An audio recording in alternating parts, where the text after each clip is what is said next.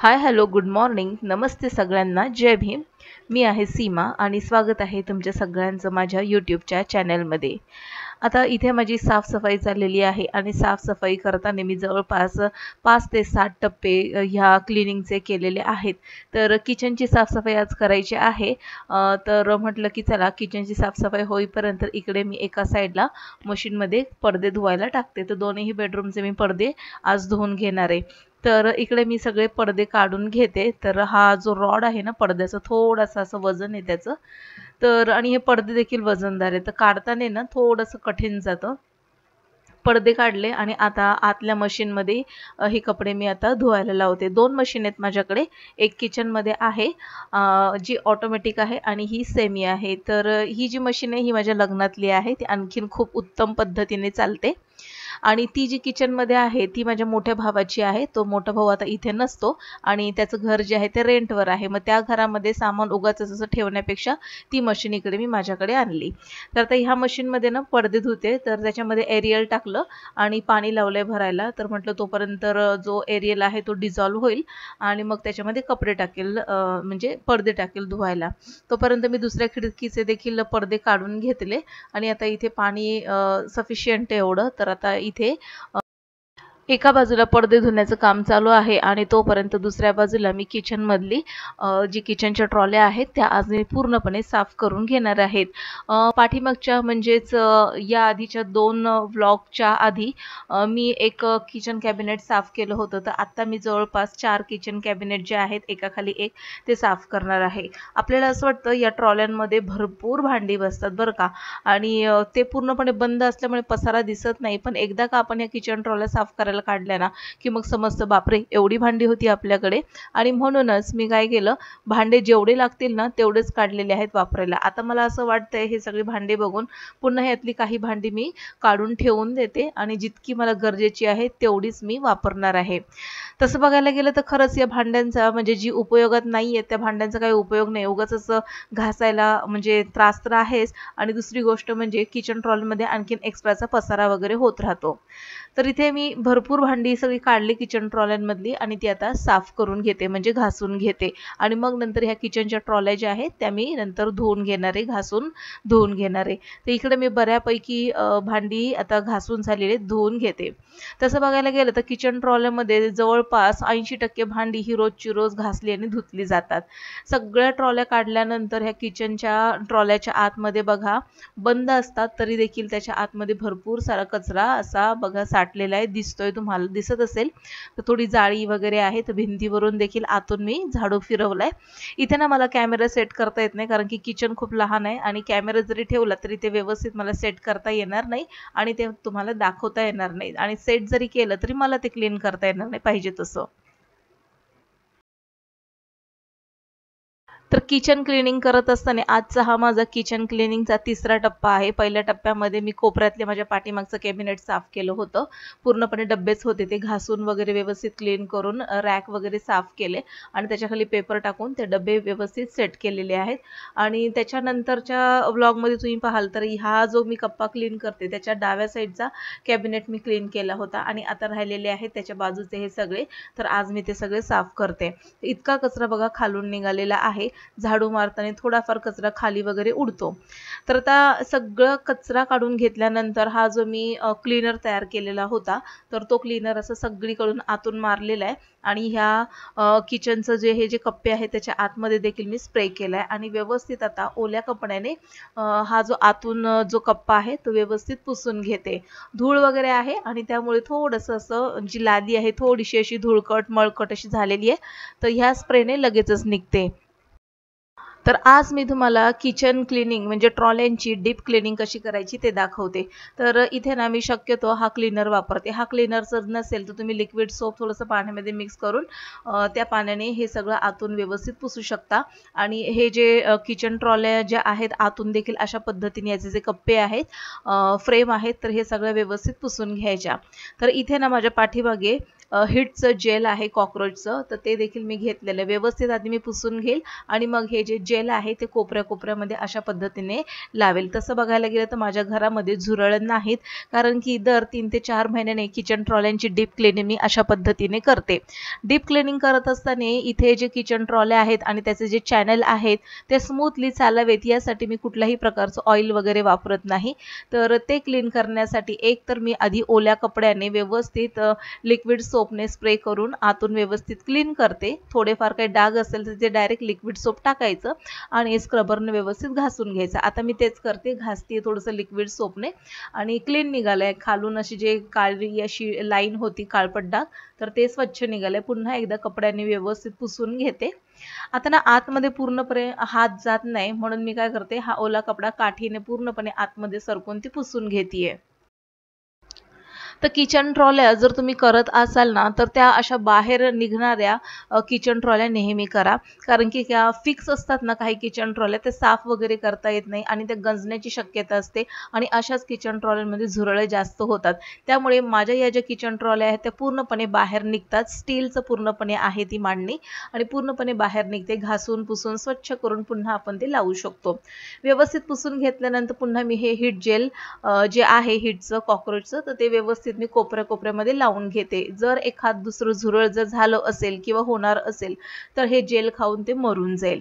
आता हे व्यवस्थित क्लीन केल्यानंतर आता माझ्याकडे जो हीट स्प्रे आहे तो हीट स्प्रे मी पूर्णपणे आतून करणार आहे आणि पुन्हा एकदा ह्या ट्रॉल्या आतून पूर्णपणे पुसून घेणार आहे. जेल वगैरे लावलं तोपर्यंत मी काय केलं, ह्या ज्या ट्रॉल्या आहेत तर ह्या आता घासतीये मी आणि व्यवस्थित धुवून घेणार आहे. किचन ट्रॉल्या नसल्या तर घरामध्ये भरपूर असा पसारा दिसतो आणि म्हणून किचन ट्रॉल्या करून घेतल्या, पण इतका सारा पसारा या किचन ट्रॉल्यांमध्ये देखील बसतो ना, पण घरातला पसारा पूर्णपणे आपला कमी झाल्यासारखा वाटतो. तर हा एक फायदा आहे किचन ट्रॉल्यांचा.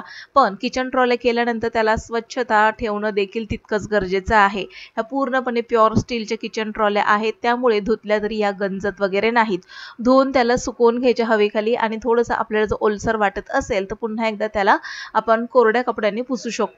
तर आता हे सगळं मी व्यवस्थित घासून पुसून ठेवणार आहे आणि हवेखाली पूर्णपणे वाळून झाल्यानंतरच ह्या किचन ट्रॉल्या मी लावणार आहे. तर आता हे जे छोटे छोटे कप्पे मी घासते ना, ते ह्याच्यामध्ये सगळे चहापत्ती, साखर, तेलाचे डबे, लोणची वगैरे असे सगळे डबे ठेवते. त्याच्यामुळे ह्या ज्या ट्रॉल्या आहेत ना छोट्या आता ज्या मी घासते तर त्या थोड्याशा तेलकट वाटतायत, तर त्या मी अशा पद्धतीने पुन्हा व्यवस्थित घासून घेतल्या आणि आता त्या पुन्हा धुवून ठेवते.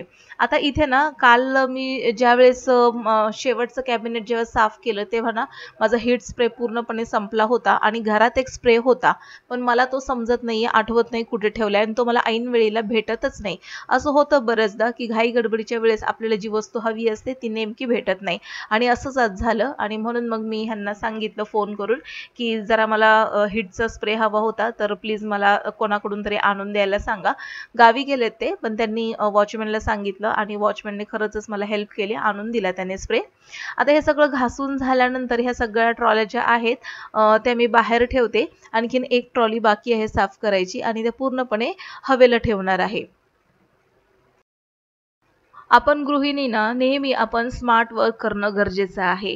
एखादं काम आपण करतोय तर रखडत करण्यापेक्षा स्मार्ट वर्क करा, म्हणजे आपल्याला थकायला देखील होणार नाही. प्लॅनिंग करा कामाचं, स्वच्छतेचं. 15 दिवस, महिन्यातून एकदा किंवा मग 2 ते 3 महिन्यातून एकदा अशी आपण ही क्लिनिंग करणं गरजेचं आहे. अशा पद्धतीने जर आपण क्लिनिंग केली तर एकदमच आपलं घर धूळ बसल्यासारखं एकदम अस्ताव्यस्त असं कधीच दिसणार नाही. मग आयत्या वेळेला पाहुणे जरी आले ना तरी आपल्याला खूप छान वाटतं आणि समाधान वाटतं. तर हे सगळं क्लीन झालंय. अंघोळीच्या आधी मी जितकी धुळीची आणि हे क्लिनिंगची कामं आहेत ती अंघोळीच्या आधीच मी करून घेत असते आणि मग नंतर अंघोळ वगैरे करत असते. तर ट्रॉले वगैरे धुवून झाल्यानंतर क्लीन झाल्यानंतर मी त्याला हवेला ठेवलंय. तोपर्यंत यांनी वॉचमॅनने सांगितलेलं हीट स्प्रे घेऊन याय आणि इथे माझं आता अंघोळ झाल्यानंतर मला आता भूक लागली आहे भरपूर, कारण की सकाळी मुलांचा डब्बा, त्याच्यानंतर कपडे धुवून झाले, भरपूर पाणी वगैरे भरून झालं, झाडांना पाणी टाकलं, भरपूर सारी कामं आवरली, क्लिनिंगचं काम झालं आणि मग नंतर आता अंघोळ वगैरे करून इथे मी आता नाश्ता करते. नाश्ता मी कधी अंघोळीच्या आधी करत नाही, अंघोळ झाल्यानंतरच करते. तर नाश्त्याला काय आहे, इथे मी ब्लॅक टी घेतलाय, माझा गूळ घातलेला आणि अर्धी चपाती आहे आणि हे जे डिंक खोबऱ्याचे जे ड्रायफ्रूटचे लाडू असतात मेथीचे, तर ते लाडू आहेत ते माझ्या मम्मीने दिले होते. भाऊ जो आला होता परवाच्या दिवशी त्याने आणले होते. तर म्हटलं की चला थोडासा नाश्ता करून घेऊया, खूप भूक लागली होती.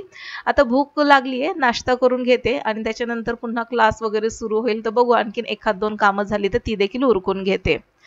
तर आता इथे माझी नाश्ता वगैरे झाल्यानंतर माझं सगळं केस वगैरे मी सगळे आवरलं. माझी थोडीशी जी केअरिंग आहे स्किन केअर आणि हेअर केअर ते करून घेतलं आणि आता इथे जे धुतलेले पडदे होते ते पटकन मी आता सुकत घालते. आता बरोबर 9:30 झालेले आहेत आणि आता सकाळी मुलं आता क्लासला येतील. तर सकाळच्या बॅचला जास्त काही मुलं नसतात. 2च मुली आहेत. एक फर्स्ट स्टँडर्डची आणि एक मुलगी जी आहे तिला आणखीन शाळेत घातलेलं नाहीये. त्याच्या आधी तिला थोडीशी एक तयारी व्हावी शाळेची म्हणून तिला माझ्या क्लासमध्ये घातलेलं आहे. तर तिचं आत्तापर्यंत A to Z आणि 1 to 20 पर्यंत नंबर वगैरे झालेले आहेत. तर पडदे वगैरे पटकन टाकले सुकायला, जास्त पसरवून नाही टाकले कारण की आता कसं थोडीफार गरमी सुरू आहे, पटकन सुकून जातील. क्लास वगैरे झाल्यानंतर मी पुन्हा इथे किचनमध्ये आले आणि हा स्प्रे आणून दिला होता. तर आता हा स्प्रे ना पूर्णपणे मी आता असा फवारून घेते आतून आणि स्प्रे करून घेतल्यानंतर आपले हे जे किचन ट्रॉलीचे जे चॅनल आहेत ना, तर त्याच्यावरती देखील आपल्याला हीट स्प्रे करायचं आहे. याने 2 कामं महत्त्वाची होतात. एक तर एखादं झुरळाचं अंड वगैरे किंवा कॉकरोच वगैरे असतील, बेबी कॉकरोच वगैरे, तर ते मरतील आणि दुसरी गोष्ट खूप छान असं या किचनच्या ट्रॉल्यांचं जे चॅनल आहे त्याला ऑइलिंग होतं आणि इतक्या स्मूथ चालतात सांगते ना मी ह्या किचन ट्रॉल्या. आणि सगळ्यात डीप क्लिनिंग मी या हीटनेच करत असते. एक तर माझ्याकडे हीट जेल असतो आणि एक हीट स्प्रे.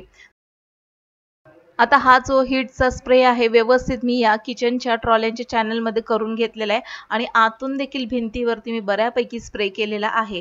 आता स्प्रे करून झाल्यानंतर या ट्रॉल्या मी जवळपास अर्धा ते पाऊण तास तशाच बंद ठेवणार आहे आणि नंतर अर्धा ते पाऊण तास झाल्यानंतर पुन्हा मी त्या कोरड्या कपड्याने पुसून घेणार आहे. आता अर्धा पाऊण तास बंद ठेवल्याने काय होईल, जो हीटचा जो स्मेल आहे तो पूर्णपणे या ट्रॉल्यांच्या आतमध्ये राहतो. जे काही झुरळ वगैरे असेल किंवा एखादं अंड वगैरे असेल झुरळाचं ते पूर्णपणे निघून जाईल आणि नंतर कोरड्या कपड्याने आपल्याला हे जे चॅनल आहेत हे व्यवस्थित आपल्याला पुसून घ्यायचे. याच्या फ्रेम वगैरे इतक्या स्मूथ चालतायत ना ऑइलिंग केल्यामुळे. खरं तर ऑइलिंग आपल्याला जे मशीनमध्ये घालतात ऑइल ते टाकायचं असतं याच्यामध्ये, पण माझ्याकडे ते नाहीये तर मी काय करते हीट स्प्रेचा वापर अशा पद्धतीने करते. डीप क्लिनिंगसाठी मी शक्यतो किचन ट्रॉल्यांसाठी हीटचा हा जो स्प्रे आहे तो वापरते आणि हीटचं जे जेल आहे ते वापरते. खात्रीने मी सांगते की तुमच्या घरामध्ये एकही झुरळ होणार नाही आणि आत्तापर्यंतचा माझा हा अनुभव आहे. किचन ट्रॉल्या क्लीन करत असताना मी अशाच पद्धतीने क्लीन करते आणि म्हणून किचन ट्रॉल्या केल्याबरोबर भरपूर सारी झुरळं होतात. हे जे काही विधान काही बायका करतात ना ते साफ चुकीचं आहे. अशा पद्धतीने किचन ट्रॉल्या स्वच्छ करा तर तुमच्या घरामध्ये कधीही झुरळ होणार नाहीत. तर हे बघा आतून मी अशा पद्धतीने स्वच्छ केलेलं आहे. आता हे पूर्णपणे मी हवेला आता ह्या उघड्या ठेवणार आहे. ट्रॉल्या उघड्या ठेवल्यामुळे पूर्णपणे हीटचा वास निघून जाईल आणि मग नंतर मी ही जी भांडी ठेवलेली आहेत साईडला ती सगळी काही मी लावून टाकेन. तर हे बघा आतून अशा पद्धतीने क्लीन झालेलं आहे हे. तर आजचा व्हिडिओ तुम्हाला 1% जरी फायदेशीर वाटला ना तर नक्कीच लाईक करा आणि हो जर पहिल्यांदाच तुम्ही माझ्या चॅनलवर आले असाल तर नक्कीच सबस्क्राईब करून बेल आयकॉन प्रेस करा. तर भेटू पुन्हा नवीन एका इंटरेस्टिंग ब्लॉगमध्ये. तोपर्यंत बाय.